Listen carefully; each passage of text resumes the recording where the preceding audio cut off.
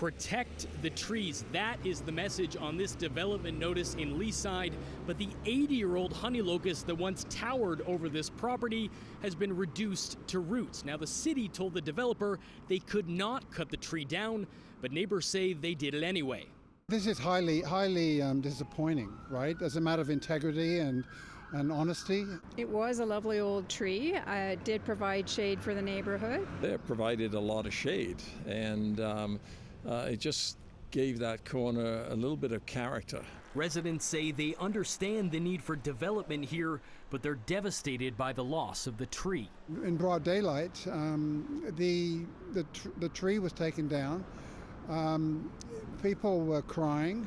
The local city councillor says the city even made concessions to the developer, allowing them to build closer to the street in order to keep the tree intact. Since you guys worked with the developer in order to allow them to push the building up further on the property to protect that tree, and then they kind of go behind your back, how does that make you feel? Well, it makes me really angry because I feel like we were taken advantage of, and I feel like what appears to have happened is that they gamed the system, really, for their own benefit. The developer, Mod City, lists details of the project on their website. They're not only building a fourplex here, they're adding a garden suite too. What was approved in the permit that was given for this property was within a zone that protected that tree. The tree was never allowed to be taken down, and now there's a big, giant hole. We called Mod City to ask them about removing the tree.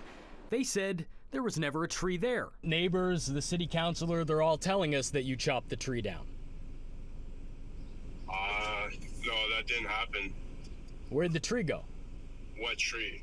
The fines for cutting down a tree without a permit can be up to $100,000, but the councillor says that may not be enough to deter developers, compared to the millions of dollars in properties at stake. We do worry that they maybe factor that into the cost of doing business. One of the things I'll be doing is asking the province to put into applicable law the fact that perhaps they shouldn't be able to get a permit if they've done something like this.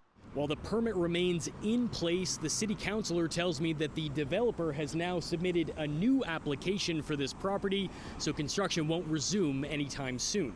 Brandon Choghri, City News.